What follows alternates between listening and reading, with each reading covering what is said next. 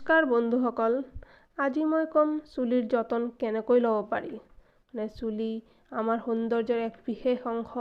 আপুনি বহুত ধুনীয়া লাগিব যদিহে আপোনাৰ চুলি ঘন আৰু চিল্কি থাকে। যদি আপোনাৰ চুলি পাতল হয়, দেখিবলৈ ভাল নালাগিব। আৰু চুলি হঠাৎ পকি যোৱা, চুলি সৰিবলৈ ধৰা, পাতল হোৱা এই সকলোবোৰ আমাৰ য়ং আৰু অল্ড দুয়োটা জেনেৰেশ্যনৰ এক বিশেষ সমস্যা। এই ভিডিঅ'টিত মই আপোনালোকক ক'ম যে এই সকলো সমস্যাৰ কাৰণ আৰু ইয়াৰ সমাধান কেনেকৈ পাব পাৰি। নিজৰ চুলি ভাল ৰখাৰ সকলোতকৈ প্ৰথম উপায় হ'ল যে পুষ্টিকৰ খাদ্য খোৱা, যিয়ে আমাৰ চুলিৰ গুৰিক শক্তি প্ৰদান কৰিব, যাৰ জৰিয়তে আমাৰ চুলি মজবুত হ'ব, ঘন হ'ব, চিল্কি শ্বাইনি হ'ব পাৰে। আৰু সদায় নিজৰ চুলিক চাফা কৰি ৰাখিব লাগে। গৰমৰ দিনত ঘাম, ধূলি বালি বেছি হয়, সেয়ে আপুনি চুলি সপ্তাহত 2 বাৰ ধুব।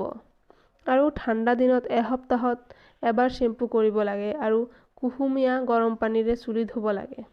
চাব যাতে বেছি গৰম পানীৰে চুলি নুধুব। এনেকুৱা কৰিলে আপোনাৰ চুলিৰ স্কিন চাফা থাকিব আৰু যাৰ ডেণ্ড্ৰফ থাকে, ডেণ্ড্ৰফৰ সমস্যা থাকে, তেওঁবোৰে 1 লিটাৰ পানীত আধা চামুচ নেমুৰ ৰস মিহলাই চুলিক ভিজাব লাগে আৰু কেৱল কুহুমীয়া গৰম পানীৰে মাথা ধুব লাগে। ইয়াৰ পৰা মাথাও চাফা থাকিব আৰু ডেণ্ড্ৰফো কমি থাকিব। চুলি ধুবলৈ চাবোনৰো ইউজ কৰিব পাৰে, বেছি ভাল, কাৰণ চাবোন বনোৱা হয় তেলেৰে, সেয়ে চুলিৰ খহি যোৱাৰ কম সম্ভাৱনা থাকে। আৰু কিন্তু চাবোন মাথাত ব্যৱহাৰ কৰোঁতে এটা প্ৰব্লেম হ'ব পাৰে, যিটো চুলিত গৈ পেলাই কি হয়, জমা হৈ যায়। সেয়ে যদি আপোনাৰ জগাৰ পানী ভাল থাকে তেন্তে আপুনি চাবোন ইউজ কৰিব পাৰে, নহ'লে যদি পানী বেয়া থাকে তেন্তে শ্বেম্পু ইউজ কৰিব পাৰে। আৰু শ্বেম্পুৰ ভিতৰত বেবী শ্বেম্পু ইউজ কৰিলে ভাল পাব, কাৰণ বেবী শ্বেম্পুত হাৰ্মফুল কেমিকেল কম পৰিমাণে থাকে। যদি আপোনাৰ চুলি পৰিবলৈ আৰম্ভ হয়, তেন্তে সকলোতকৈ আগত আপোনাৰ যি শ্বেম্পু ব্যৱহাৰ কৰে আপুনি, সেই শ্বেম্পু আপুনি সলাব লাগিব বা বদলি কৰিব লাগিব। আৰু শ্বেম্পুত থকা কেমিকেলছবোৰৰ বাবে চুলি সৰিবলৈ ষ্টাৰ্ট হয়। প্ৰাচীন কালত আছিল যে আমাৰ দেশত সকলোৱে প্ৰাকৃতিক বস্তুবিলাক ব্যৱহাৰ কৰিছিল চুলি ধোৱাৰ বাবে। ৰিঠা, চিকাকা ইত্যাদি ব্যৱহাৰ কৰিছিল প্ৰাচীন কালত। মোৰ মতেও চুলিৰ সুস্বাস্থ্যৰ বাবে এইবোৰ বস্তুৱেই ব্যৱহাৰ কৰা ভাল। হেয়াৰ কণ্ডিশ্যনাৰবোৰত কথা ক'লে, সেইবোৰৰ তেলৰ উপৰিও চুলিত ছফ্ট কৰাৰ কেমিকেলছো ব্যৱহাৰ কৰা হয়। যদি আপুনি আপোনাৰ চুলি নেচাৰেলি ধুনীয়া কৰিব খোজে, তেন্তে চুলি ধোৱাৰ পাছত ভিজা চুলিতেই 1 বা 2 ড্ৰপ নাৰিকলৰ তেল বা অলিভ অইল ব্যৱহাৰ কৰিব পাৰে আৰু ইয়াক ভিজা চুলিতেই ভালদৰে মাছাজ কৰিব লাগে। আৰু মাছাজ কৰাৰ পাছত আকৌ কুহুমীয়া গৰম পানীৰে ধুই দিব লাগে।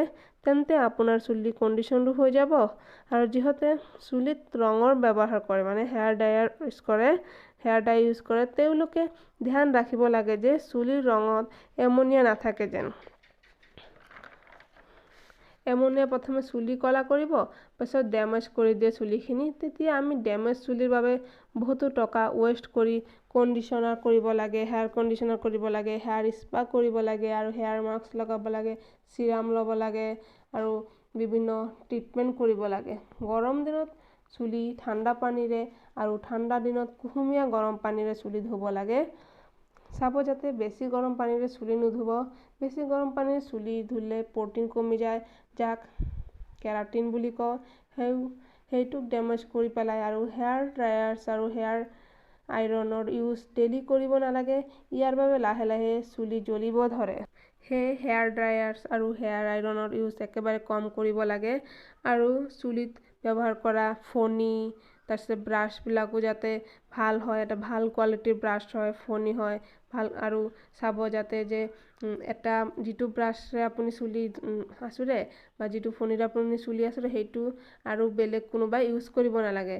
যদি সেইটো বেলেগ কোনোবাই ইউজ কৰে, তেন্তে কি হয়, তেওঁৰ মাথাৰ পৰা আপোনাৰ মাথাত বিভিন্ন ওকণি আহিব পাৰে বা ফাংগাল ইনফেকশ্যন হ'ব পাৰে, বেক্টেৰিয়েল ইনফেকশ্যন হ'ব পাৰে।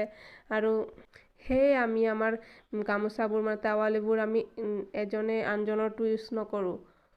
টাৱালৰ পৰাও কি হয় কেতিয়াবা যে এজনৰ মাথাত থকা ওকণি আনজনৰ মাথাত যাব পাৰে, বিভিন্ন ফাংগাল ইনফেকশ্যন, বেক্টেৰিয়েল ইনফেকশ্যনো হ'ব পাৰে। আৰু কিছুমানে মেটেলৰ ফণী ইউজ কৰে। সেই মেটেলৰ ফণী ইউজ কৰিলে কি হয় যে আমাৰ মাথাত থকা চামৰাবোৰ ক্ষয় হ'বলৈ ধৰে। সেইকাৰণে মেটেলৰ ফণিও ইউজ কৰা বন্ধ কৰিব লাগে আৰু সদায় ডাঙৰ দাঁতি থকা ফণি ব্যৱহাৰ কৰিব লাগে। আৰু সদায় আপুনি চাব যাতে আপোনাৰ চুলি ৰ'দৰ পৰা বাচি ৰখাব পাৰে। কাৰণ ৰ'দত গ'লে কি হয়, বেছি যদি চুলিত ৰ'দ লাগে তেন্তে চুলি ৰ'দত জ্বলি যায়। আপোনালোকে প্ৰায় দেখিছে যে যিবিলাক মানুহে ৰ'দত কাম কৰে তেওঁবোৰৰ চুলিবোৰ কি হয়, ৰ'দত পকি যায়। সেয়ে আপুনি ৰ'দৰ পৰা যিমান পাৰে সিমানেই আপোনাৰ চুলিখিনি বচাই ৰাখিব পাৰে। সেই যেতিয়াই আপোনালোকে ৰ'দত ওলায় তেতিয়া চুলিত কিবা এটা কাপোৰ বা টুপি বা ছাতি ইউজ কৰিব পাৰে। ৰ'দত থকা আল্ট্ৰাভায়লেট ৰশ্মিয়ে কি কৰে, আমাৰ চুলি পকাই দিয়ে সোনকালে। সেয়ে আমি ৰ'দত গ'লে ৰ'দত আমি চুলিখিনি ঢাকি থ'ব লাগে বা কিবা এখন কাপোৰেৰে ঢাকি থ'লে চুলিখিনি আল্ট্ৰাভায়লেট ৰশ্মিৰ পৰা বাচি থাকিব পাৰে। তেন্তে বন্ধুসকল, আপোনালোকে তেনেকৈ আপোনালোকৰ চুলি যতন লৈ চাব যে আপোনাৰ চুলি একেবাৰে ধুনীয়া আৰু সুন্দৰ হৈ গৈছে অতি সোনকালে। তেন্তে বন্ধুসকল, ইয়াকে কৈ আজি মই শেষ কৰিছোঁ। ধন্যবাদ। ভিডিঅ'টো যদি ভাল লাগে আপোনালোকে শ্বেয়াৰ কৰি দিব, লাইক কৰিব, কমেণ্ট কৰিব আৰু ছাবস্ক্ৰাইব কৰিব আৰু কাষত থকা বেল আইকনটো ক্লিক কৰি দিব। আৰু আশা ৰাখিছোঁ যে আপোনালোকে মোৰ এই ভিডিঅ'টোৰ পৰা কিছু উপকাৰ পাব। ধন্যবাদ।